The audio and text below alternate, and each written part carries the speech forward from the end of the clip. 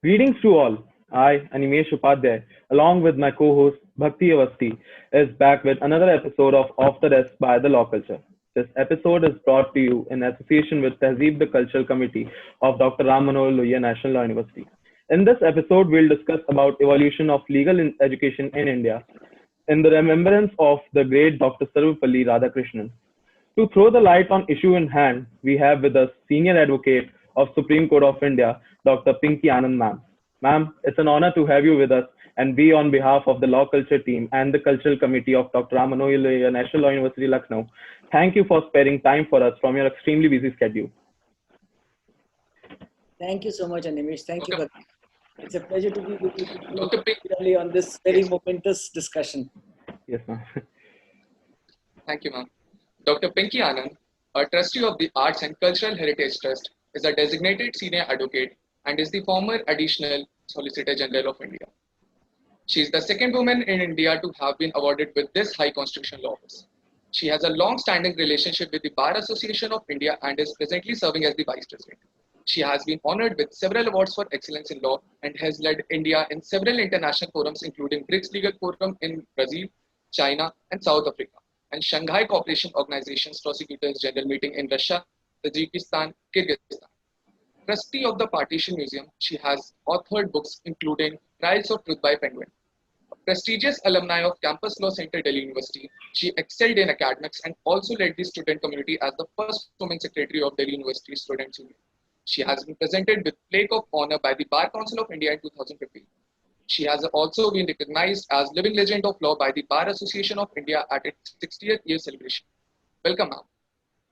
Thank you so much. Thank you, Bhakti. Ma'am, So, uh, uh, yes, ma'am, for starting the conversation, we would like to hear your views on the subject evolution of legal education in India. basically, I think you have chosen a very interesting subject because normally we talk about the practical aspects of law and their application in courts. Legal education is a subject, I think, which has not had its well-deserved attention. Of course, times have changed. I come from the Campus Law Center, as you mentioned, and I come from a 3-year course post graduation. Today, we are in an era where all of us are talking about the 5-year integrated course, and I think that is, in fact, one of the cutting-edge reforms of legal education, the transformation, the coming into being of private universities, the recognition of private law schools. I think a lot of change has been made in the legal world, both by legal education as well as, of course, of globalization in 1991. The transformations have spread across the economy, the society, the social cultures, the social ethos, the financial ethos, so to say. Therefore, also obviously to legal education, which is a linked subjects. Ultimately, what is the purpose of education? Education is to serve the purpose of the application. And in this case, the cutting edges having come in the economy as much as our own cultures, I think education also adapted itself accordingly. So we went on from this period and came to almost 1986 when we had the National Law School, Bangalore, as the first Harvard of the East. Fortunately, I've also had an occasion to be at the Harvard Law School. So the Harvard of the East is also a big recognition in marking edge of legal education. I think it transformed a lot of perceptions of legal education. And I'll say this for the reason that you have the entire backdrop. And I go back to the times when we were in law school. I think the process of education itself, in fact, I must say I commend that highly, by the way. I still have very high regard for the 3+3 years for a different reason, of maturity as much as understanding, because I do believe that law is linked to social ethos very much. And the more maturity you have as an individual, you're able to develop and understand and analyze it more efficiently. But the 5-year law school, it essentially, I think, brought into focus the recognition of law as a professional course on a standalone basis. I think that was a lot in the reckoning and needed to be dealt with, which it did by the coming into being, as I said, of Bangalore Law School, as well as, of course, by now we have about 25 national law schools in the country, including the ones that both Animesh and Bhakti come from, the Dr. Ram Manohar Lohia Law School in Lucknow. So with that in mind, I think the whole transformation of the people who came across. Now, initially, what you did was you had a generalization. You had a complete across spectrum issue. you had more or less learning on the job. But with this transformation, what happened is that you had the education make you, in a sense, competent to come across to the real world quickly. So instead of learning on the job only, you came actually across after the national law schools and were able to develop this. Now, what are the factors which led to this transformation of legal education for a moment? I just want to dwell on those couple of things. You had, as I said, changing demands. You've had different demands from people, from the players, so to say, including lawyers, which is part of the community. You had new regulatory regimes. There's been a complete transformation on that front. The regulations which have come into being in the financial, the technological, and all the other sectors is something which is ever growing. You have new technologies. Technologies, of course, is something that you people know better than we do. But at the same time, we also manage to grapple with them from time to time. And in the legal issues that confront, I think, for example, cyber security, cyber hacking, each of these issues is something which has come up across in a big way. You have the corporatization of law, which itself was a major change because by and large, the legal platform was litigation. Corporate side of law was comparatively minimal, not that it was not there. But with the increasing influence of globalization across the world and to India, which hitherto we were not exposed to, we did have demands of whether it was mergers and acquisitions, whether it was investments, whether it was equity participation. So in all these fields, there has been a tremendous demand. And I'll share with you here, last week, I was in a jury for under 40, the best under 40 lawyers of the country. And I was just seeing the people who came across. And I must tell you, I was highly impressed with the kind of different visions. I mean, there were different concepts, there were different fields, there was specialization within the fields. In fact, increasingly so, and even in areas like PILs, not only corporatization, but even PILs, I found some people had come across very well also with arbitration, international commercial arbitration. So I think the kind of expertise that has grown in the subjects is something which is a part of the legal education and has transformed itself in the legal education also. After all, education meets the demands of what is required. You had also the various positions of law where you had the All India Bar Examination. You had the process of internship. So you have an examination now, the CLAT. Of course, that's for the time being, COVID has also affected that to some extent.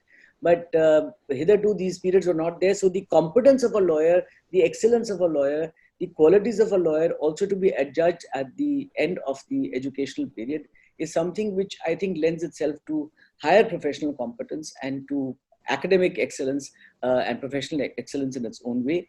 You had the spread of legal publications.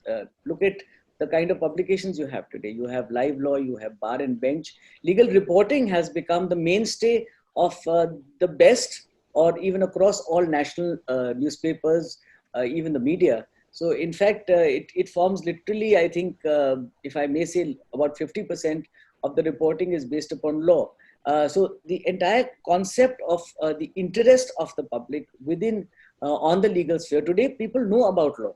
Yesterday, people didn't know as much about law. So I think that itself is also a major transformation, and the publications also help and aid in putting a society together in the sense of legal education. You've had the National Law Commission. You've had recommendations of the National Law Knowledge Commission itself. You have law school involvement. I think that is another. We've always had involvement of law schools in various areas, but because of diversities which have now presented themselves across board. So you have law schools preparing projects on whether it is human rights, whether it is legal skills, whether it is projects, whether it is even traffic awareness. So you have this entire concept of law students being involved in this entire process of activity, including in particular legal aid. And I think that's another feature that has become an extremely intrinsic, important part of legal education, which helps, in fact, to propel students on to work towards that goal. So this, and I will try to just draw one more closure here, the interdisciplinary approach. I think that has been something which has been wanting earlier. And we now, because of the demands of technology and the demands of legal world and the demands of the global world, there has been a concept of change over to interdisciplinary approach, which lends itself for a lawyer to not only be a lawyer, but to also be a social activist, to be a technologist, And I think it's important. I do believe that for me as much, I've always felt that I need to know the subject which I am dealing with, and not only the legal nuances, because in order to present a case, I think it is most important that you work from zero ground onwards and actually learn the process which is required for it to translate itself. So I think with this in hand, this is the world we are at today, where we have a very young and bright young students who are coming to compete with the best. So that is the complete transformation of the legal education system. And I think it is something which has put us and propelled us into a domain where law has become one of the most wanted professions in the country as well. Correct, ma'am. Thank you, ma'am, for the compliments. So, ma'am, taking into consideration about the digital technology that we talked about. So, ma'am, in your opinion, has the quality of legal education in India significantly changed over the past decade? I'm not sure what you mean by the change in the digital technology having affected legal education in that sense. So I'll ask you to kind of, yes. Ma'am, as you mentioned about like digital education has come up in the recent times. So, taking that into consideration, has the quality of legal education in India been changed significantly over the past decade? I'll say this, that everything has changed today. So while legal education has changed, while medical education has changed, while law has changed, we are all arguing across online on the virtual platforms, whether it is the Supreme Court or whether it is the high courts of the country. So I think this is a necessity, because rule of law itself demands access to justice.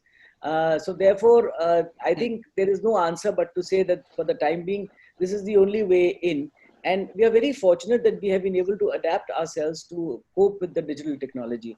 I am sure that all of us wish for a physical world beyond the virtual world. But I think the essential part of a situation is that within troubled times, within disasters such as the current pandemics, there has to be ways out to move forward. And this has been the way to move forward, with having digital technology and being able to utilize it.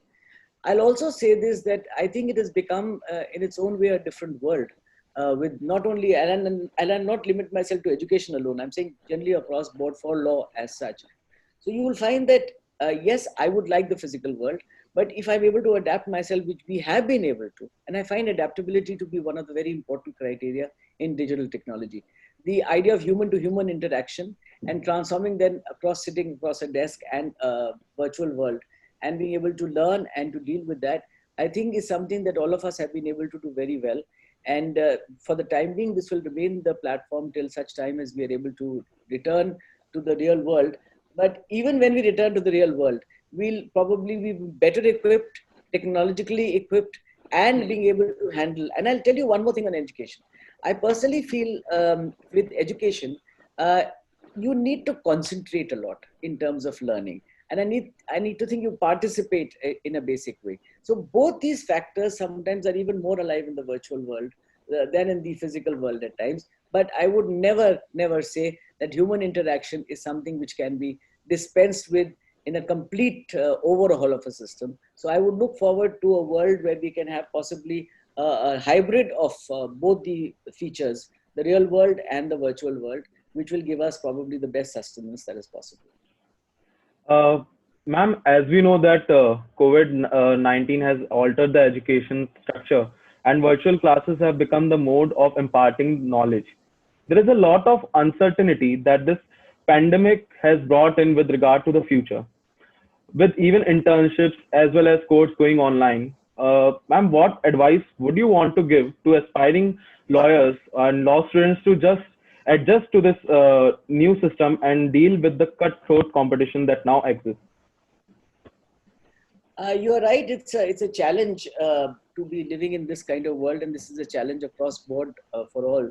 But particularly for young aspiring students, it becomes an even greater challenge, because you're going to be stepping out in the real world, and you will have some deficiencies possibly and some facilities which are no longer available to you.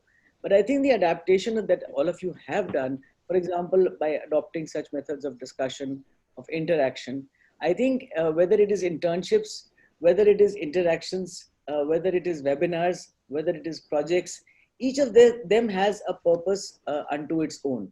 yes, there are limitations, but possibly you people could utilize the time to adapt yourself and to work with the virtual world on practical knowledge as much as academic knowledge. And I think you people are working towards that. With that in hand, possibly we cannot have anything more at this point. I know internships are difficult because obviously in the virtual world itself, the participation across to try to bring in somebody else into a virtual platform has its own difficulties. Even in the physical world, as in where the courts have opened, and whether it's a Delhi High Court, whether it's a Supreme Court, you have a provision now for physical hearing. But for example, interns have not been allowed in most places. So these are some of the teething problems that technology is giving. But I'm sure in course of time, for example, in the Delhi High Court at one point, the Chiefs Court in particular permitted all to participate in the discussion and the arguments. So I think you will have opening up more and more. But for the time being, I think for the next few months, maybe whatever time this COVID remains, there will be these issues that we will have to make up by participating in other ways rather than only the formal, so to say, let's say internships or other processes. Great.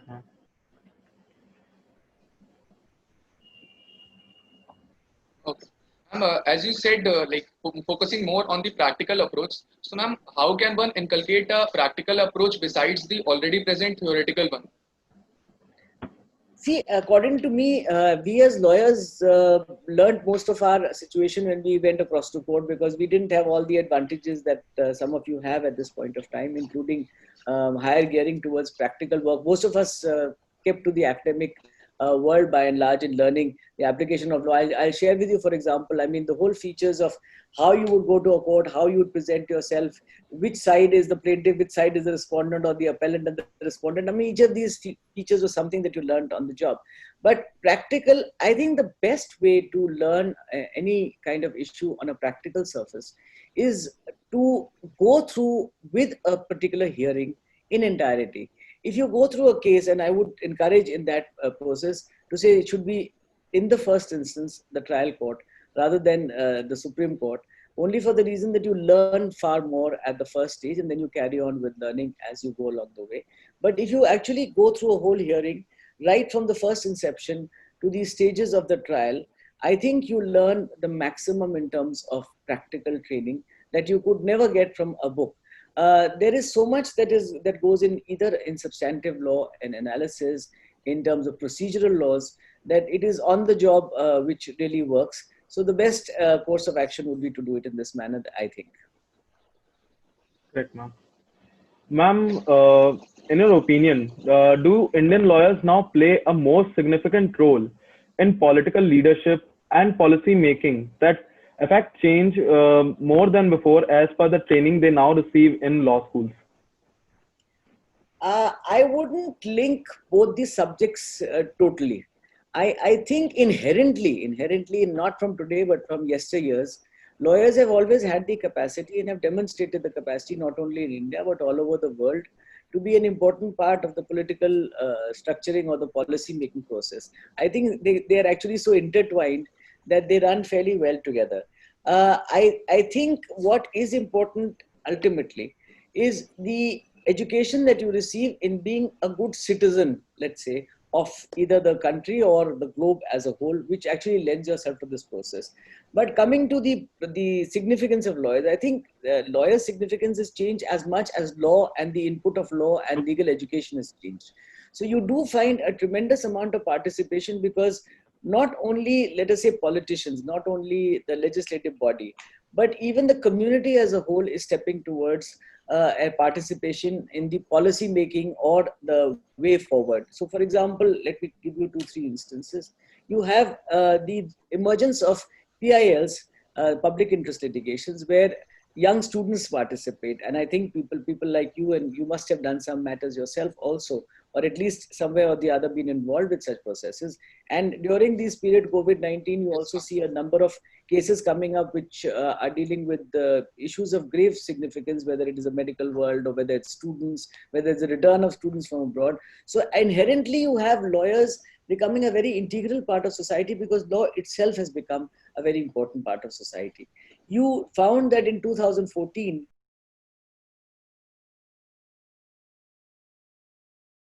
ministers, in fact, were lawyers. You find that during the freedom struggle, the participation of whether it is Mahatma Gandhi or Bal Gangadhar Tilak or C.R. Das or Bhulabai Desai, you've had most significant people who participated in the social actions.